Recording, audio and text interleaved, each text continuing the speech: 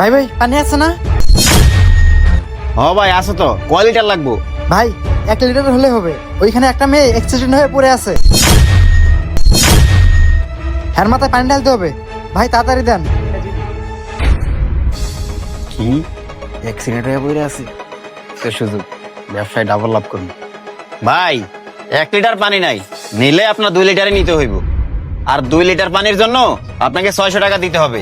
এখন কি দিব পানি? কি বলেন ভাই, 2 লিটার পানির দাম 600 টাকা?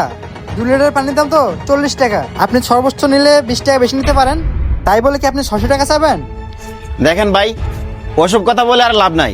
আশেপাশে কোনো দোকানও নাই। আপনি যদি আমার দোকান থেকে পানি নিতে হয় তাহলে 600 টাকা দিয়ে নিতে হবে।